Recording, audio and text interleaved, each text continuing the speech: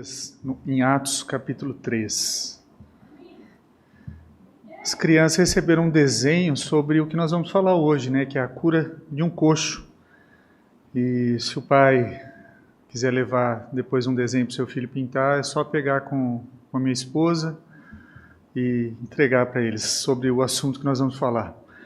É uma maneira das crianças participarem do culto também, tá? Fazendo esse desenho. Então, a partir dos próximos domingos, eu pretendo disponibilizar esse desenho para as crianças, para que elas façam esse desenho enquanto a mensagem está sendo pregada. Atos, capítulo 3. A palavra de Deus diz assim: Pedro e João subiam ao templo para a oração da hora nona.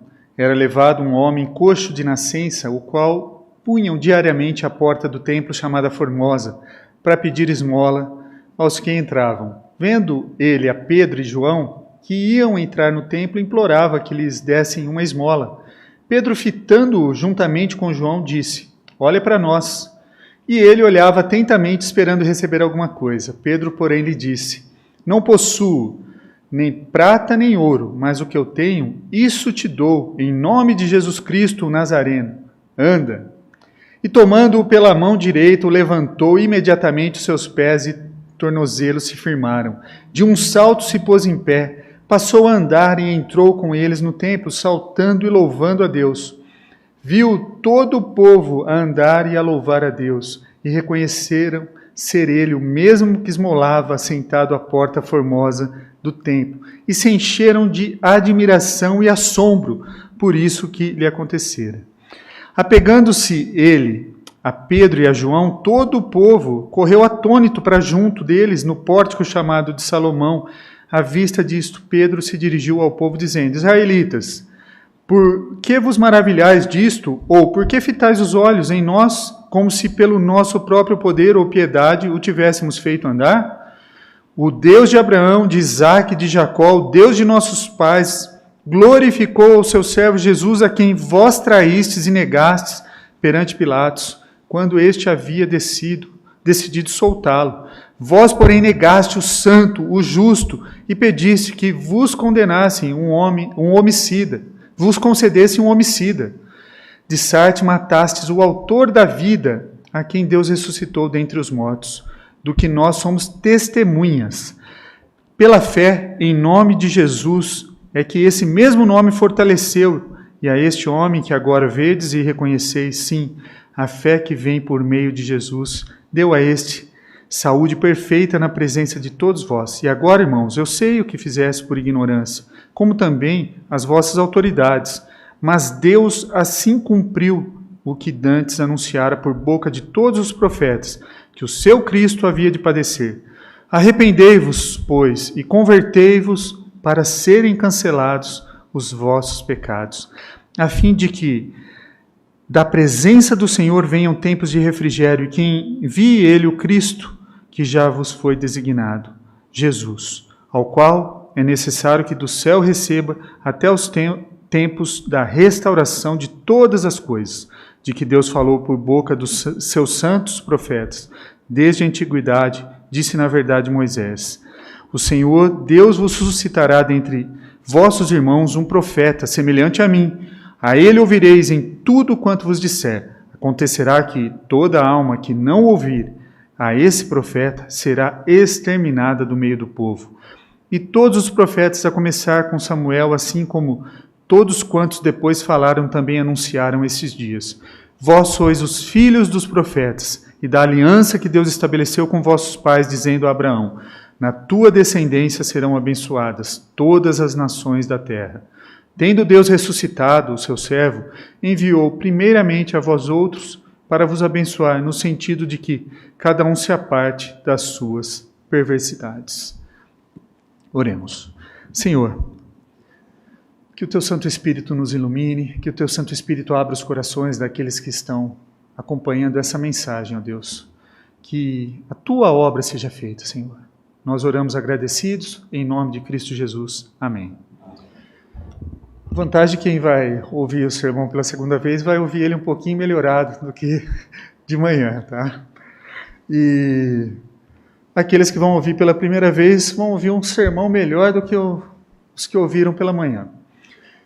Mas o que eu disse pela manhã é que uma das tarefas mais difíceis de um palestrante, de um pregador, de uma pessoa que fala em público, é cativar a atenção das pessoas nos primeiros minutos, prender a atenção das pessoas.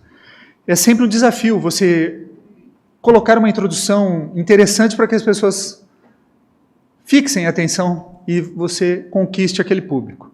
E essa forma que eu estou usando, como eu disse, também não é a melhor forma de começar uma mensagem.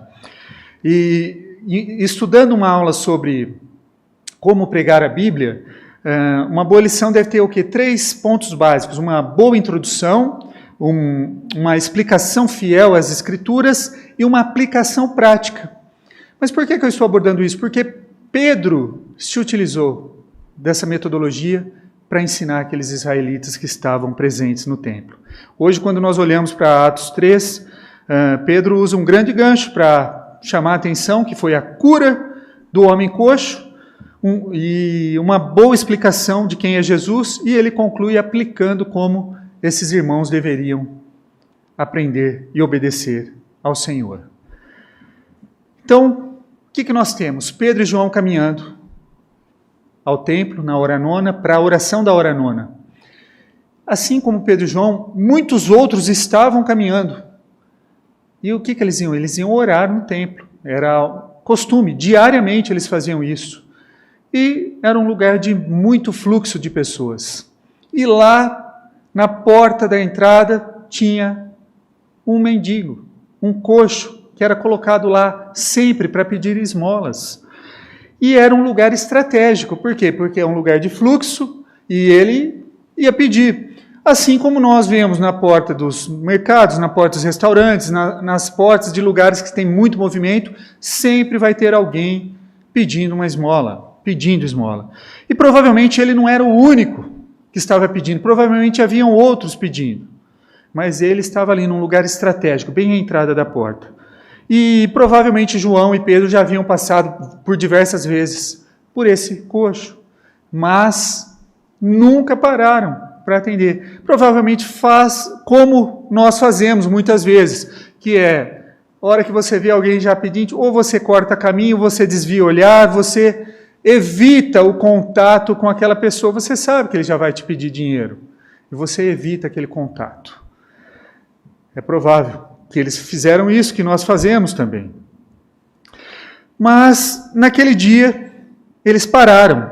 Por que eles pararam? E por que eles estenderam a cura para aquele coxo nesse dia? Provavelmente eles ouviram um chamado do Espírito Santo para obedecer, tá? E curar aquele homem. Não há informação, né, que eles curaram outros coxos, outras pessoas enfermas, mas eles curaram aquele. Então, provavelmente, outros continuaram doentes, continuaram com as suas enfermidades. E esse homem era coxo desde nascença. Tá? E aí a pergunta, foi sorte? Foi por causa da fé que Deus viu no coração dele? Foi a resposta que Deus sabia que teria oportunidade de pregar o Evangelho?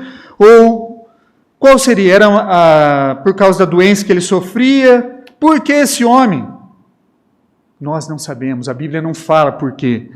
Nós não podemos explicar o porquê de algumas curas, por que Deus cura algumas pessoas e não cura outras. Não temos como saber isso. Só que na sua soberania é assim que é assim que funciona. Deus age de uma maneira que muitas vezes nós não compreendemos, excede o nosso entendimento. Talvez aquele homem tenha dito, por favor, ajudem um coxo, por favor, né? Me ajudem. E pedindo para todos que passavam. Por quê? Imagine uma multidão chegando. Imagine quando nós estávamos em tempos normais, que essa igreja lotava. Todos chegando ao mesmo tempo para o culto. E um coxo na porta da nossa igreja pedindo, alguém pedindo esmola. Ele ia pedir para todos. E o que aconteceu? Pedro e João pararam. Pararam e não simplesmente pararam. Eles pararam e falaram, ei, olhe para nós. Por quê? Provavelmente ele estava olhando para todos os lados, para todos, pedindo para todos. E aí Pedro e João pararam do lado dele, olhem para nós, olhem. Ele olhou, e assim que ele olhou, qual foi a resposta? Prata e ouro não tenho. Imagina o mendigo que falou, perdi meu tempo com esses aí, não tem dinheiro. Mas não foi isso que aconteceu, né? Prata e ouro não tenho, mas o que eu tenho, eu te dou. Em nome de Jesus, o Nazareno, ande. E mais, ele pegou com a mão direita. Presta atenção no detalhe, gente. Imagina alguém, coxo de nascença, ele pegou com a sua mão, levantou aquele homem, e aquele homem ficou firme, saiu pulando de alegria, saltando, louvando a Deus. Instantaneamente o tornozelo dele se firmou. Só Deus podia fazer isso. Lembrem, esse homem era aleijado de nascimento. Ele nunca fora capaz de andar antes disso. Vocês se lembram, né, desse pastor aqui 1 ano atrás, com a muleta, com a cadeira de roda, dando aula, e saltitando para lá e para cá, e depois tive que fazer mais de 20 sessões de fisioterapia e fortalecimento muscular para poder andar normalmente. Irmãos, olha que interessante. Ele, do nada, se levantou e saiu pulando como se nada tivesse acontecido.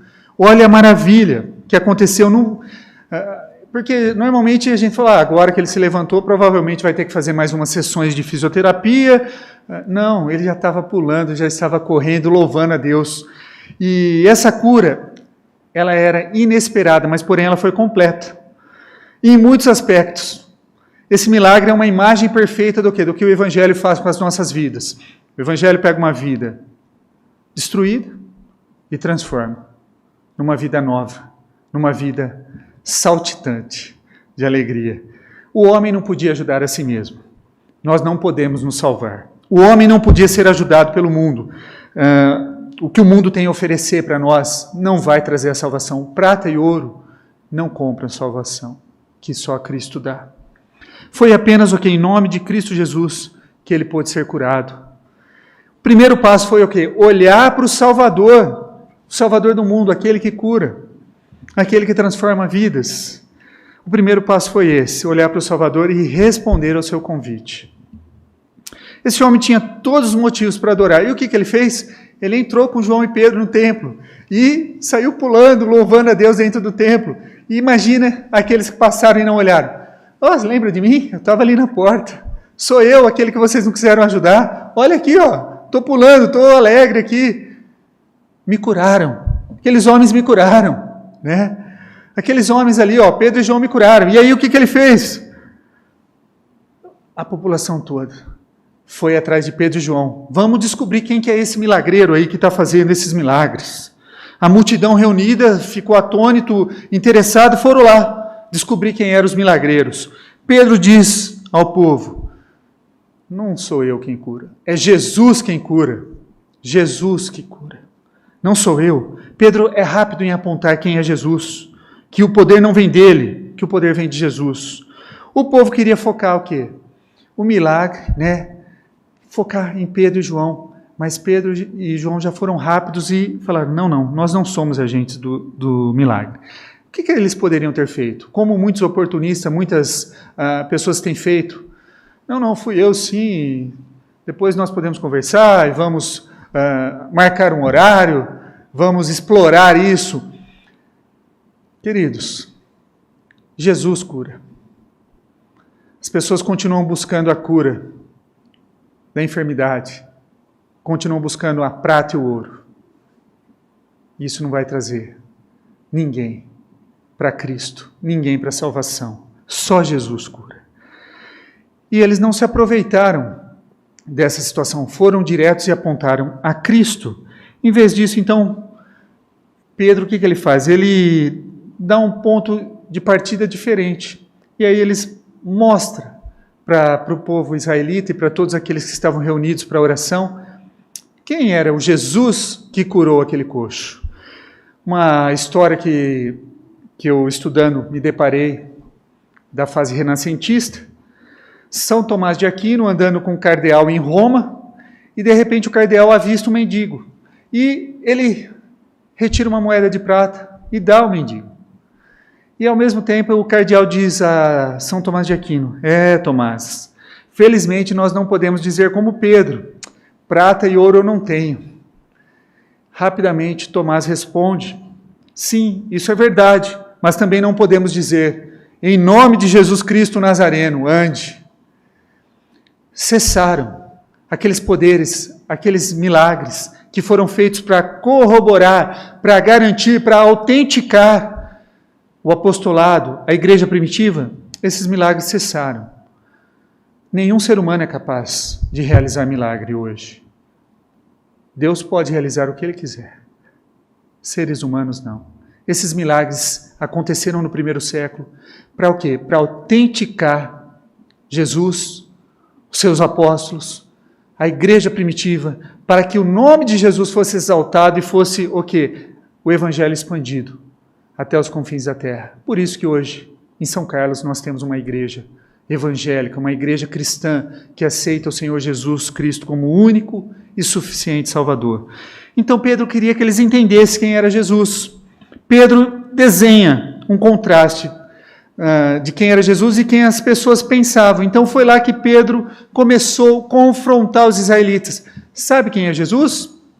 Jesus é aquele que Pilatos queria soltar e vocês, não, crucifica-o, condena. Solta Barrabás e crucifica esse.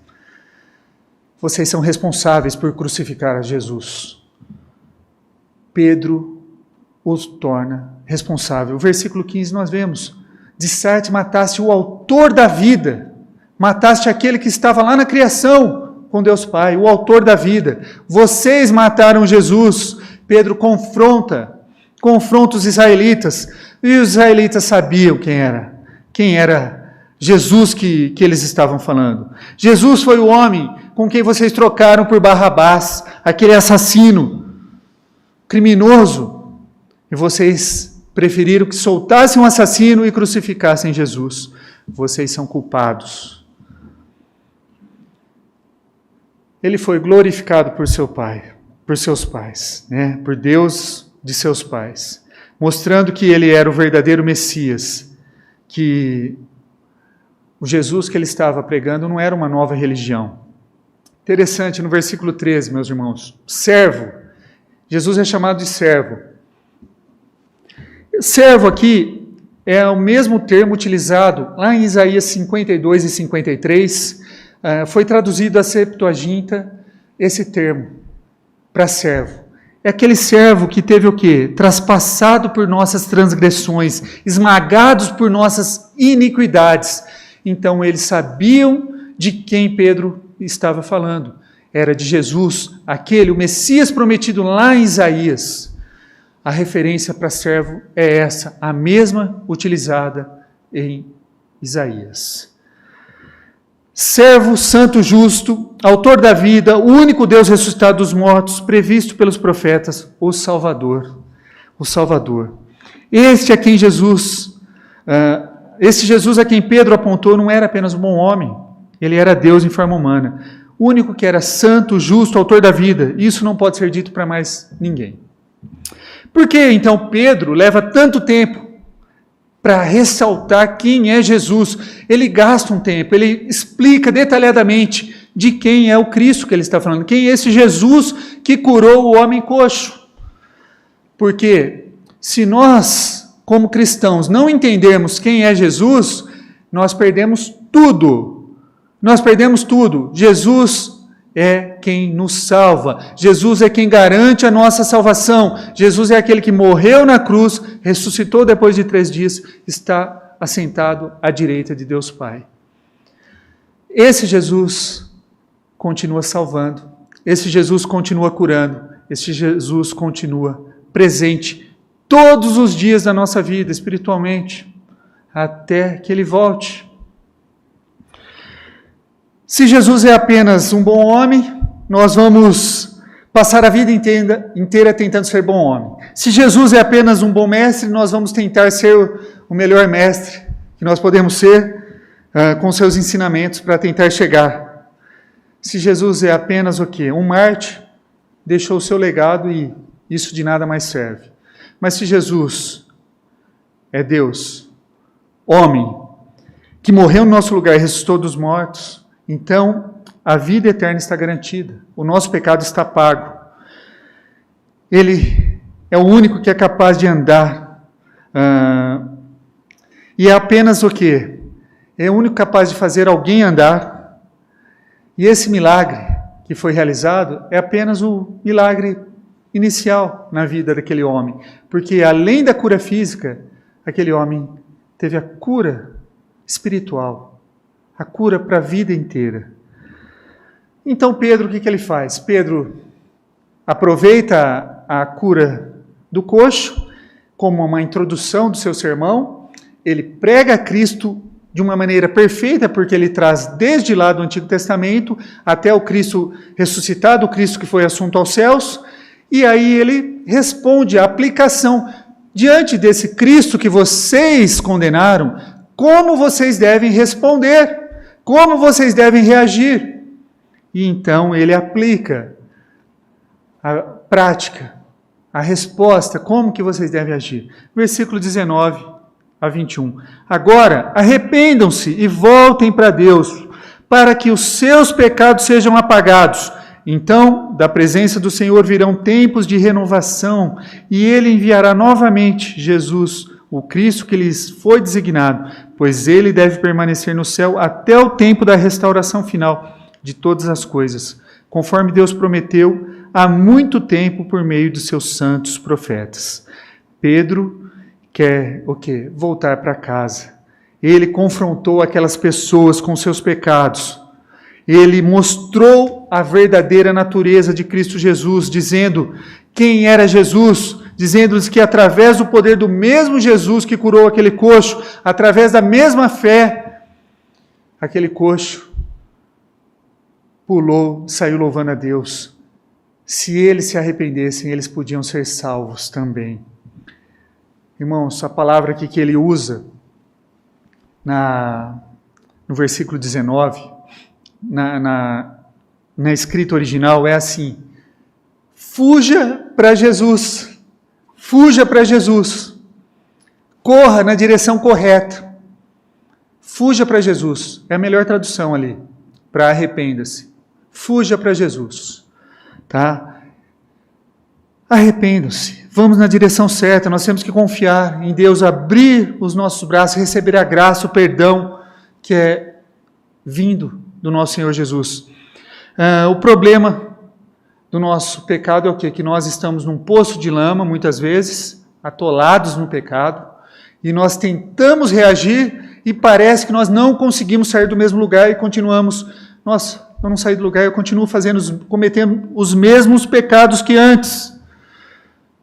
Queridos, arrependimento, eu disse hoje pela manhã, é como um passeio numa floresta, numa mata atlântica, que se você vai sem orientação, sem um norte, você vai se perder. E à medida que você acha que você está se livrando, saindo, você está entrando cada vez mais a fundo da mata. E se você não souber, se orientar, não for um bom batedor, você vai ficar preso e vai precisar que alguém o resgate de lá. E nós no pecado é a mesma coisa. Se a gente caminhar em direção ao pecado, nós vamos precisar de alguém para nos tirar. Esse alguém é Cristo. Esse alguém é a luz do sol. Alguém que vai caminhar numa floresta, num lugar fechado, se ele souber se orientar pelo sol, ele vai saber pelo menos se ele está indo para o norte, para o sul, para o leste, para o oeste. Ele vai saber o caminho que ele entrou e o caminho que ele vai sair. Agora, se a gente não souber quem é o sol da nossa vida, se nós não soubermos quem é a luz da nossa vida, que Cristo é a luz da nossa vida, e não caminharmos em direção à luz, nós estamos perdidos. Nós nunca voltaremos para casa. Nós nunca voltaremos para casa. O pecado nos afasta de Deus, meus irmãos. O pecado vai nos afastando cada vez mais. E nós temos que nos livrar do pecado. E caminhar em direção à luz. Chorar, se arrepender pelos pecados. Quando as pessoas se arrependem e voltam para o Filho de Deus, eles começam a caminhar na direção correta, eles começam é como se fosse entrar na floresta com um guia confiável e seguro. Você sabe aonde você está indo e com quem você está indo. Haverá momentos que nós tropeçaremos, ficaremos machucados, sujos, mas nós sabemos que nós estamos indo para casa, estamos indo para o lugar que devemos ir. Quando você reconhece que não é boa, você reconhece que o vazio da sua vida, quando você começa a olhar para Cristo, para o Senhor, significa que você está deixando a escuridão e correndo em direção à luz, correndo em direção a Cristo, voltando para casa. E sempre que uma pessoa se afasta dos seus próprios esforços e deposita diante de Deus, isso causa confiança no esforço que Cristo fez por nós. E nós temos a certeza. E aí Pedro aproveita para dar três orientações, né? 3 coisas acontecerão quando nós vamos na direção de Cristo. O seu pecado será dizimado, isso é, o seu pecado está cancelado. A dívida foi cancelada em Cristo Jesus. O registro do nosso pecado, seja ele qual for, está pago em Cristo. Só isso é um benefício incrível, não é? Se nós confiarmos que Deus fez isso, mas tem mais coisas. A nossa rebelião foi perdoada, as coisas dolorosas que nós fizemos foi perdoada. Talvez nós tenhamos que restaurar aí com alguém ainda algumas coisas. Precisamos conversar, tentar restabelecer o relacionamento. Mas aqueles espinhos que estavam no nosso armário, nas nossas roupas, eles não existem mais. Há um segundo benefício, virão tempos de refrigério, tempo de bonança. É isso que o Senhor traz para nós, quando nós nos dedicamos a Ele. Tem pessoas que não entenderam isso ainda. Eles estão procurando satisfação nesse mundo. E vão continuar procurando, eles precisam se divertir. Ele fala, não estou pronto ainda para me tornar um cristão, eu vou me divertir um pouquinho primeiro. Dr. Martin Lloyd-Jones diz, imagine que você está numa sala fechada, não tem janelas, a sala está lotada, não há movimentação de ventilação, você se sente sufocado, você começa a suar, você começa a ficar ofegante, você sabe que está se desidratando, você começa a encontrar dificuldade para respirar. É a mesma coisa, alguém que está caminhando longe de Deus. Você vai se sentir sufocado, sem ar, angustiado. Mas quando nós confiamos em Deus, entregamos a nossa vida a Ele, caminhamos em direção à luz, é como você estivesse abrindo aquela porta e saindo ao ar livre, o ar puro e respirando profundamente. O alívio. Esse alívio só Cristo pode nos dar. Só Cristo pode tirar. É como nós entrarmos de uma sala sufocante para uma sala com ar-condicionado. Fresca, gostosa. O terceiro benefício de seguir a Cristo é que damos um passo de fé. Nós estamos confiando à volta dele, que todas as coisas serão novas. O dia glorioso. Entendemos a ideia do perdão, entendemos o conceito de maior alegria, mas a ideia de se aproximar daquele grande dia da libertação, isso é algo que vai além do nosso pensamento, da nossa imaginação. Essa é a mensagem do Evangelho, irmãos. Somos todos como aquele coxo que está ali pedindo uma esmola, querendo que alguém nos dê prata, nos dê um pouquinho mais de dinheiro, porque, se eu tiver mais um pouquinho de dinheiro, eu vou conseguir resolver todos os meus problemas e vou ser feliz. Não há dinheiro no mundo que vai satisfazer a sua felicidade. Não há cura física nenhuma que vai satisfazer a sua felicidade. Somente Cristo pode te oferecer a felicidade. Você pode ganhar o dinheiro que for, vai viver momentos de alegria e depois, quando acabar o dinheiro, você vai viver na angústia, na insatisfação. Você vai viver triste novamente. Você pode restabelecer a saúde, viver por mais alguns anos, mas um dia todos vão partir. E para onde nós vamos? Com quem nós encontraremos? O que precisamos é que alguém nos direcione para Jesus. Precisamos de alguém pegar o nosso braço, assim como Pedro pegou do coxo, nos levantar. Vem comigo. Eu não tenho prata, não tenho ouro, mas o que eu tenho eu te dou. Eu tenho Jesus. Jesus transformou minha vida, Ele pode transformar a sua. Ele pode mudar a sua vida. Ele pode mudar a sua vida para sempre e sempre. Pedro deu uma grande introdução à sua mensagem. Foi um grande milagre. O que ele ofereceu àquele homem coxo era muito melhor que ouro. Melhor que ouro. Melhor que prata, melhor que qualquer coisa. Ele não só ofereceu a habilidade de andar, ofereceu vida eterna através de Jesus Cristo. O Evangelho nos oferece isso. Isso está disponível a todos aqueles que aceitarem Jesus pela fé. Jesus que morreu, ressuscitou para pagar pelos nossos pecados. É pela fé, meus irmãos. Você não precisa, não é pelas suas obras. É pela fé em Cristo. Ele ofereceu vida eterna. E nesse mundo que está clamando riquezas, poder, o Evangelho nos oferece uma coisa: um novo começo, um amanhã seguro. Ele oferece o que o mundo não pode nos dar. Que Deus nos abra os nossos ouvidos para que nós possamos ouvir, aceitar, acreditar que o nosso pecado pode ser apagado, que nós receberemos, quando nós confiarmos em Cristo, refrigério, graça, e que essa graça possa cair sobre nós e nos levar de volta para casa. Que Deus nos abençoe e a Deus somente seja a glória.